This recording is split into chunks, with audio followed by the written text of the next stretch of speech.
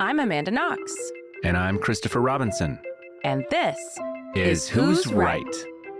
Between our usual Labyrinths episodes, we sit down to debate something quite serious. Or silly. And ask you, who is right?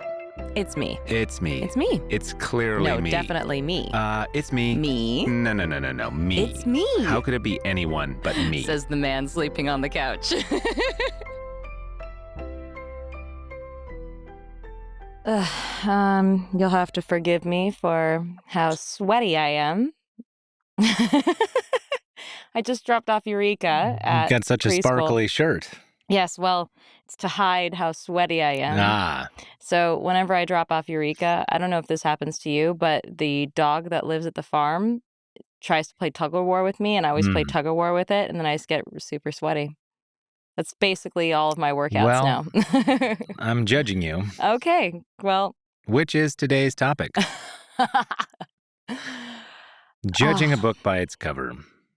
Judging a person by their appearance. Stereotyping. Well, is it stereotyping or is it just by their appearance? I thought we were just talking about appearances. Yeah, I mean, stereotypes are appearances, right? They're superficial. I was thinking more just like,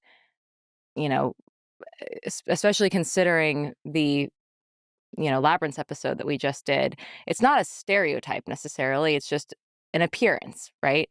How does someone appear to you at first glance, and do you go, or do you go, whoa, and how valid is that feeling? That also plays into your associations you have with what they look like or what the thing, if it's a physical book and it has, a cursive-y script for the title and sort of, okay, do you want to feminine colors, like that tells me something about the book, right? That's a stereotype I have, right? But it's a stereotype based on the superficial characteristics of this thing. Well, so now you've entered into a discussion about something that I think is very different, right? So, all right, let's talk books, literal books by its covers. Literal books. Because I think that you're right when you say that if the cover is pink and it has cursive handwriting on it and it's telling you something about the book. Mm-hmm. Now, the stereotype would be you deciding that you're not going to like that book because it's not, catered to you. Mm-hmm. However, you might actually love that book about a Barbie person.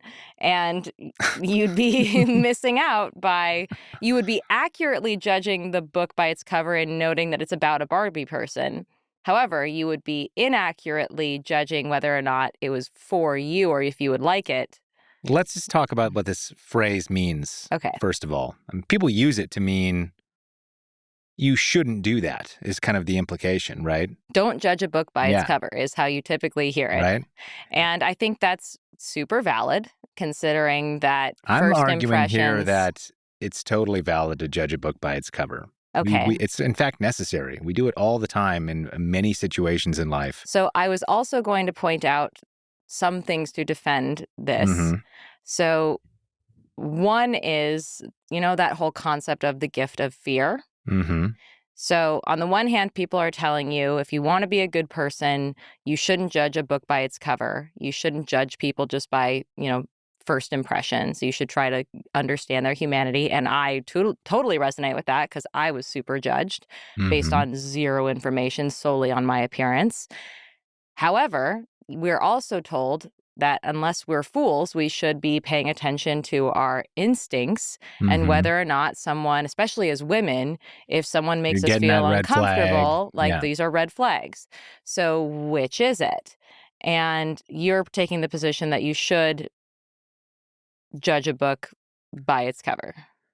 I mean, I think you need to weight your judgments, right? You shouldn't assume that you definitively know everything about a person by a quick glance at them on the street, right? You shouldn't assume that you can tell whether or not someone is guilty of murder based on a look that they give across the courtroom to their family or by the T-shirt that they're wearing, right? But I will totally judge a person on a dating app, whether or not I want to go on a date with them, say, based on what they're wearing in their photos. I don't need Okay. to. I mean, that's enough. And I think That seems like a rather superficial. superficial thing. Why? I mean, what could someone possibly be wearing that would turn you off so much? The way that you appear, the way anything appears, whether it's a book cover, a product, an advertisement, or a person's clothing, is a signal about what that thing is like, Okay, but I'm just trying to right? imagine what T-shirt could possibly. She's gorgeous otherwise, Uh-huh. has a great profile, Mm-hmm. but what's on her T-shirt that's just like, MAGA. okay. What if she's wearing it ironically? You don't Yeah. know. I'm not even thinking about slogans and things like that. It could just be like, okay, look, she's got a Gucci bag. Like, that person's not for me. How do you know that it's not her grandmother's Gucci bag that she inherited? I mean, and again, like, I don't. You're making a guess. You're making an educated guess based on very little information, but not based on no information. And I think it's totally valid to move through life making those educated guesses. When I'm at the bookstore, I'm going to pick a book based on things like how about this? When I buy a bottle of wine, Mm-hmm. I don't know shit about wine. I'm looking at the labels. Okay. I'm looking at the prices, Aw, and man. I'm, So here I feel like you're just being tricked by the I'm system. being tricked by a business. Yeah. Yes, you're being tricked by a business. Their wine could be shit and they could have the nicest looking label in the world. They're a It's label true. making company, not a wine company. Yeah. And you know But what what? do you do then? How do you pick a bottle of wine? I usually actually try to find recommendations from the staff who are working Hmm. there. And I like to ask But what people. if it's, what if you're in a situation where you don't get to do that? You're on your way to a friend's party. You need to get a bottle of wine. You've decided ahead of time you're probably going to spend X amount of dollars. I go for one that I know. And what if they don't have one that you know? They always have one that I know. They don't They always do. have one. I mean, I bought a bottle of sake the other day, Mm-hmm. right? I went down we were at a place with many bottles of sake. Wajimaya, for the record. And I went down looking for any bottles that I recognized and knew. Didn't see one. Okay. So I was left with a bunch of, Were there any notes or recommendations yeah, from I mean, people? some of no, they didn't have that. This is Uwajimaya. It's not Okay. It's not an indie bookstore, All right, fine. I want an indie sake store Right. is what I want. Some of the bottles have little notes about this one's dry, Yeah. I'll This read one, those. yeah, I read that kind of stuff. But is it good? Okay, but you don't know if it's good by the vibe of the label. That's what I'm telling you. I don't think it's zero information. I think you get a sense of how it wants to present itself, at least. No, what you get is what the person who's trying to sell it to you wants you to think about yourself when you buy it. That's true of the way a person dresses too. I don't know though. So How is that any different? So great. Here's a really good example. Back when I was working at the bookstore, it was also a printing press, very humble printing press. And one of our authors was a scary looking dude. Well, I don't want to say scary. He was intimidating. Okay. He was a biker. He Yeah. was a guy who his job was being one of those big, beefy guys that wrestles people into their straitjackets in a mental institution. Okay. That was literally his job. All right. And he was also a poet. And he was a very, very sweet person. You would not know by the looks of him. And one of my biggest things one of the most deepest stories that still impacts me when I think about it, he has since passed away, is he talked about how he would go to ecstatic dance, which, if anybody doesn't know what that is, can you describe ecstatic dance? Yeah, it's like formless. Formless, it's and a little bit like contact improv. Yes, it's like contact improv People to sort of music. Applying their bodies on each other in they're kind of like interesting pushing ways. and it's very hippie-ish, I guess. Yes. I don't know. It's very new age. Anyway, he went to ecstatic dance because it was the only place where people would touch him. Maybe he shouldn't have looked like that. I think that guy, this is a great example you brought up. That guy's the exception that proves the rule. Because if you were anywhere else in the world and you saw a guy who looked like this big burly biker jacket dude, would you assume he's probably a sensitive poet? Or would your stereotype kick in and you go, that guy looks like a big burly biker. He probably likes to drink whiskey and ride his motorcycle and watch, UFC. I don't know. You don't know right? what Yeah, you don't know I what don't even bikers know. do when they're not. I don't. What do they do? Yeah, they write poetry, I guess. Yeah. Sorry, bikers. My point, though, is that is probably a better guess than that he's a poet. And that's because poetry is not if you see a guy with a moleskin notebook and he's got a little goatee and a beret and he's drinking his matcha latte at the park, better odds that guy is a poet, Yeah, but is and his not a poetry biker. good? Well, maybe it's not. That's a harder thing to tell, right? Okay, so here's what I'm saying. That, sure, a cover can give you some superficial information, but it doesn't really give you that much meaningful information. And while, yes, I think that we should all... here's where I think judging a book by its cover matters. If you feel unsafe. If for any reason you feel unsafe, no, you don't even have to come up with a reason. You just are like, if I'm feeling unsafe, I'm out of here. Any other reason, I feel like you should sort of get over yourself and get to know a person. Nah, okay, so let's say that you're looking for a restaurant and you don't have, your phone's dead, you don't have Yelp, whatever, right? You see this place, your friend is like, oh, we could go here. And it's a place that looks really just dingy and I have had horrible, some right? exceptional meals in Again, dingy places. I have too. And it could be that the food is amazing at this place. Yeah, I'm thinking specifically of this hole in the wall in New York. You know it, where we are introduced to that yogurt and egg situation. That is a dingy looking place. Oh, it's great though. It's so good. It's in the Lower East Side, yeah. Yeah. What's it called? I don't remember. Yeah. It doesn't even have a memorable name. It doesn't have a memorable name. It but literally again, is like the size of a that closet. would not be, you would need more evidence. Someone would have to tell you, by the way, that place has really good food. You're not going to assume, based on the way that crappy place looks, that it probably has good food. And most of the time, you'd be right to assume that. And I don't fault you for making that judgment. The only places where I'm 100% sure at first glance that it doesn't have good food is fast food restaurants. I bet you there's some listeners who would disagree with you about that. Some In-N-Out fans or something. Yeah, I'm sure there's a fabulous In-N-Out, but I just assume... I just don't believe you here. You assume neutrality? What do you assume? Do you assume the food is great at this hole-in-the-wall, dingy spot that doesn't, So, look, I've lived in the International District for many years of my life, and there are a lot of dingy hole-in-the-wall places in the International District, and they are fabulous.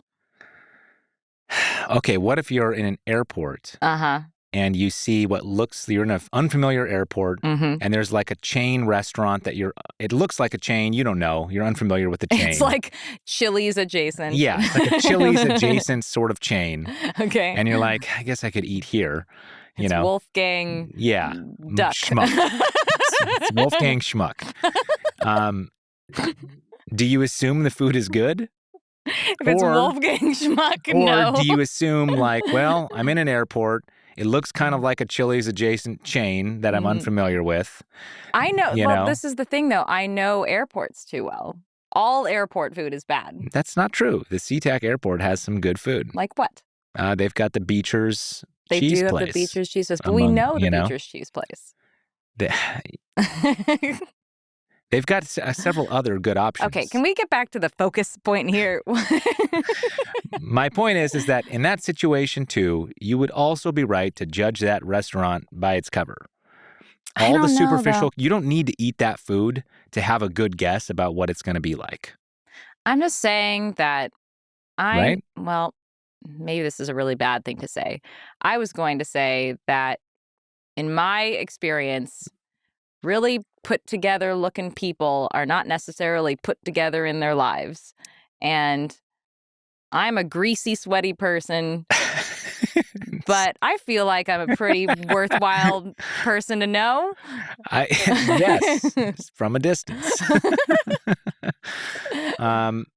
Yes, I think that there's a lot more when we're talking about, if we want to go to people for a minute, there's a lot about a person you can pick up without saying a word to them.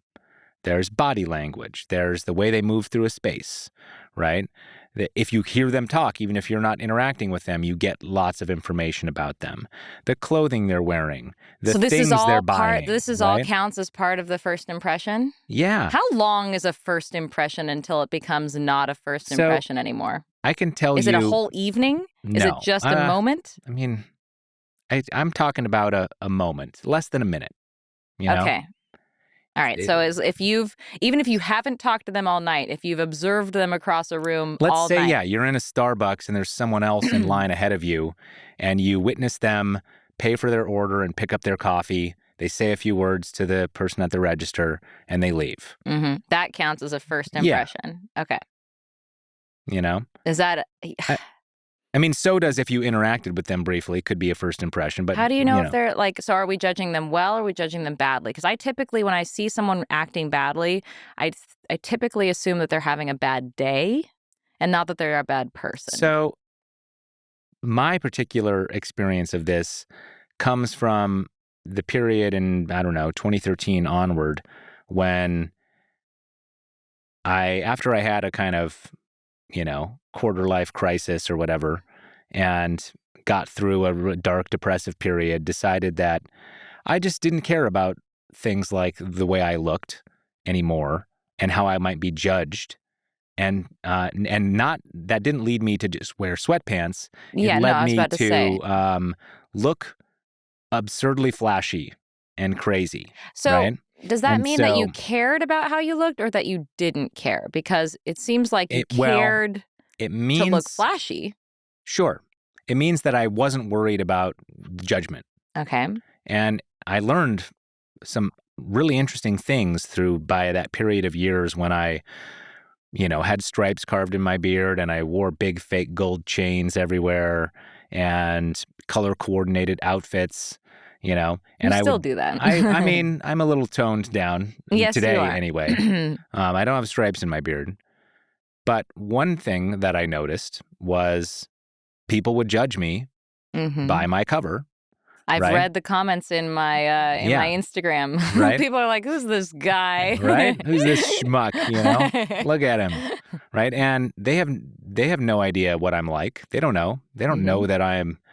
Yeah, that and I would have argue two master's degrees in poetry. I don't look like that guy. Well, and I would argue that they missed out based on their first impression. Maybe, but I would argue that they were making a pretty solid guess based on what I looked like. They didn't know. Okay, here's the thing. Okay, this is where stereotypes come in, though. Making a solid guess about what you were not even a stereotype. You were just an oddity. And maybe, I mean, someone who does creative things with their beard like that, and who wears really. I've never met a single other person who did creative things with their beard besides twirl the mustache. Yeah. Labyrinths is brought to you by Knox Robinson Productions. Please consider becoming a patron. For as little as $5 a month, you can listen to Labyrinths ad-free. Visit patreon.com/Knox Robinson to learn more. Well, here's what I can tell you is that when I would meet somebody, like, I remember we went to a talk that you gave, and there was this really old guy, he was like 80-something, and he was one of the board members of this foundation where you were doing this charity event, and we had dinner with him. And I looked the way I'm describing. I had the stripes in my beard. I was wearing big gold watches, two watches, and this guy was just all about me. He wanted to. He was all about you. He wanted to chat with me, and I was like, that guy's awesome, because he was wearing his 3-piece suit. Yeah, that's true. And he did not judge a book by its cover, and I really appreciated that. So it sounds like I'm arguing for your side here. Yes, it does. Although I will say, so here's something that I will that ends up arguing for your side. And maybe it's not arguing for your side. Maybe this is just me sort of feeling defeated that everyone's going to really come around to your side, that first impressions matter, and they're not even conscious that they're doing it. But like one thing that I've been feeling really concerned about of late Mm-hmm. is how many gray hairs I have. And maybe this is just like so dumb and nobody cares. Don't. Ding! um, Look at mine. I've got way more than you. Well, and indeed, because you're a man and you don't have to worry about that kind of thing. However, as a woman, and I really hope this is not just turning people off because they're going to be like, fuck you, you're 30, you're 36. Like, fuck you. But like, I am concerned that now that I am starting to look older, I am going to be erased from and devalued and just considered less than, just because people are so superficial like that. Maybe that's why I was talking to my barber urgently about the gray hairs, and he said, no one cares anymore. No one cares anymore about women having gray hairs. He said men look sophisticated with gray hairs. Women? I mean, we have several friends our age with all gray hair. And I think it's increasingly popular among, younger generations to like dye their hair gray. That's not the same as having a few gray hairs. I mean, I just think it doesn't read in the same way that it used to, given that grayness is no longer a sign of age or wisdom in the way it once was. It's complicated by the fact that young people will have gray hair. Yeah, but that's not the same thing as looking older. A 20-year-old dyeing their hair silver is not the same thing. Are we talking about your crow's feet now? I'm just talking about what it means to grow older as a woman and to become devalued. That you can't argue with me that that's not a thing that happens. I feel like this is a separate conversation. I mean, it's about appearances. Yeah, but if my judgment is that woman is older, if that's my judgment, it might be accurate, Okay. If my judgment is she's worth less to society or something, that seems orthogonal to this discussion. All right, fine. Right? You don't want to talk to me about my insecurities. Move along. That should be the next who's right. Okay, fine. I think my point is that I consider it an act of grace or something worth celebrating, maybe, when somebody decides to not judge a book by its cover. Like when that old guy was just like, I'm really curious about this guy. I want to get to know him, right? So you think that people should only not judge a book by its cover when they want to make someone feel special? No, I'm weird. saying it's the difference between duty and honor, right? Like you have certain moral duties in society. If you see someone drowning, you try to save them, right? But like if you do something honorable, like if you have a job like being a firefighter, one of the ways you're compensated for that job in society is that we kind of all honor you, right? What you're about to say just sounds to me like you're saying, judge people by judge a book by its cover unless you want to feel good about yourself sometimes? No, I'm saying that when people decide not to judge a book by its cover, they should get extra kudos? Yes. It's like, okay, respect. But like if you do judge a book by its cover, I'm not going to judge you for it. So no, that is not the same thing as defending judging a book by its cover. What you've just conceded is that not judging a book by its cover is the morally superior thing. It's just no one's has to do it.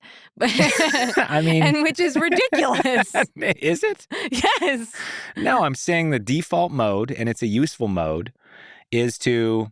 You need to, if you want to defend judging a book by its cover, you have to defend that it is better than not judging a book by its cover.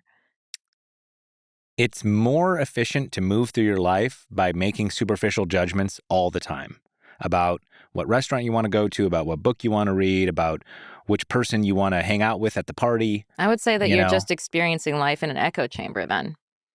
No, I'm not. It's an echo chamber if I'm seeking out people just like me.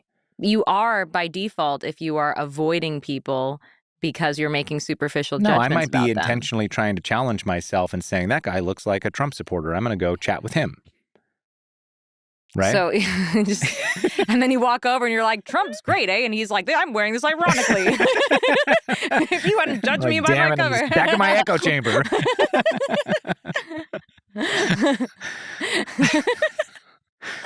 If you hadn't judged me, you'd know. My point here is that Oh, can I do a side note, by the way? yes, do a side And note. just note that, like, I lost a lot of followers after I just said something about Trump. And one person even said that she had been rooting for me while I was in prison until she found out that I didn't support Trump. And now she thinks I should have died in prison. And I was like, what is that? What is that? Yeah, that's I mean, That's it's not tribal loyalty, okay. right? That's a They whole they other. uphold the moral value of loyalty higher than other values. Okay, that's a separate who's Yeah. right. Another who's right. Damn it. We're adding to the list. I'm not just arguing that the thing I'm doing is, I'm not just making a normative argument here that we should be judging books by their cover. I'm also making a descriptive argument that this is what, in fact, we all do, you included. I'm aware. You know, we all do it. You can't help but do it. Well, you can.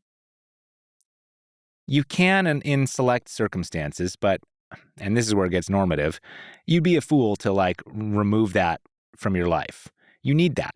You don't have the time to sift through every option and I wonder if this low star rating can opener on Amazon is actually the best one. You don't want to judge it by its cover. That's not judging a book by its cover. That's judging a can opener by its cover is if you have 3 can openers in front of you and you pick the sparkly pink one because you like sparkly pink things.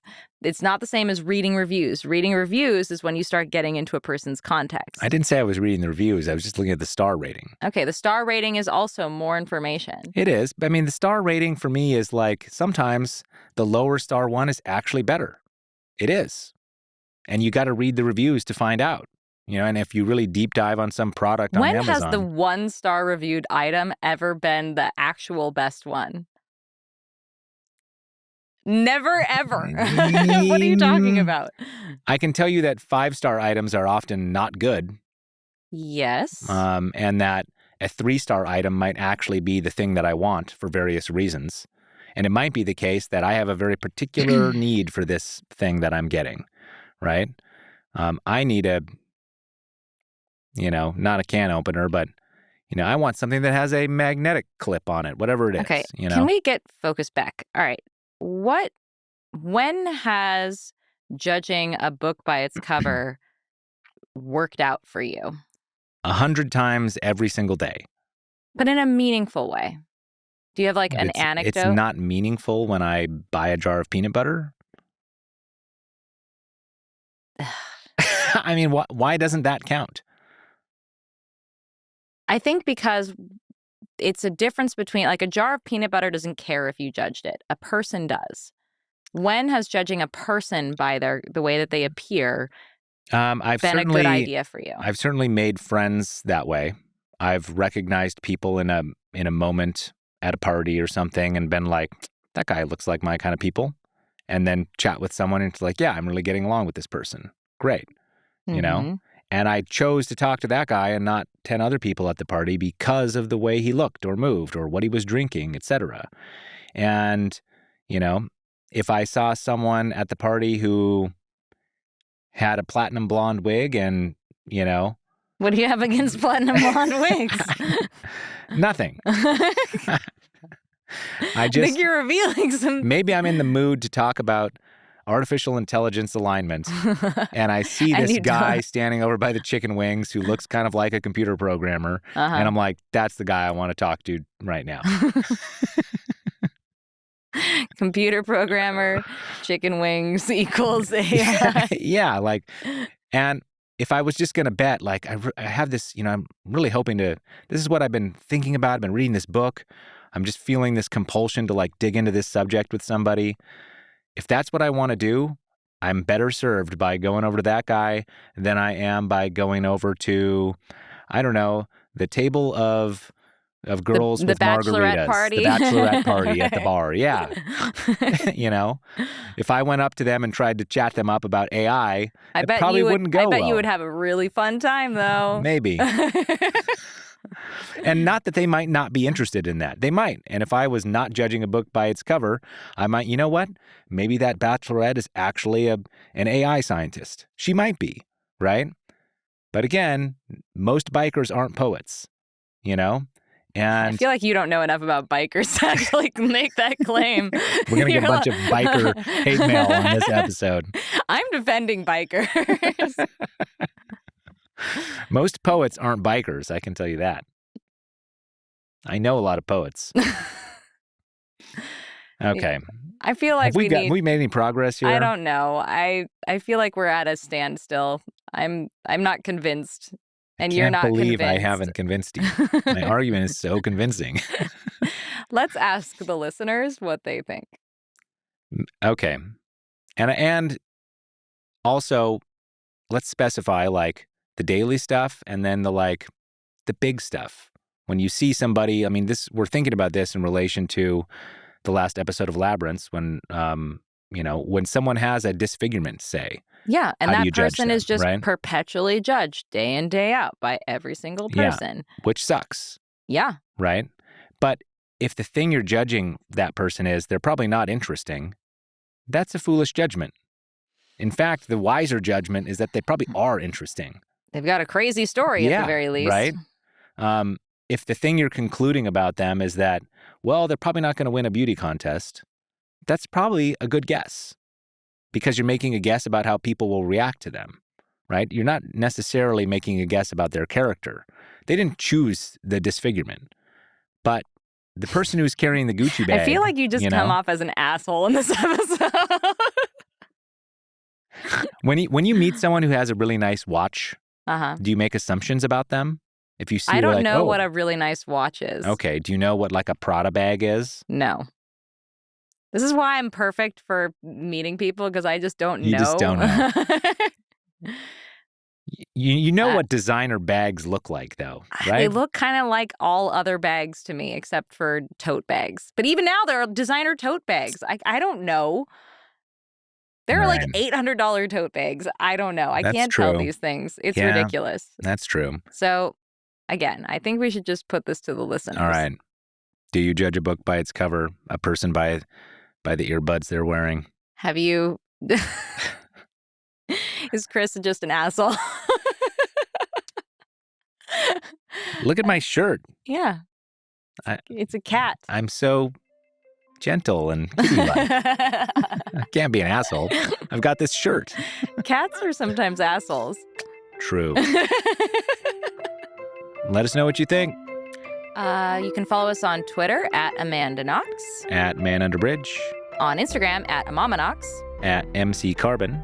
And you can follow the rest of our stuff at knoxrobinson.com. And as always, stay cool.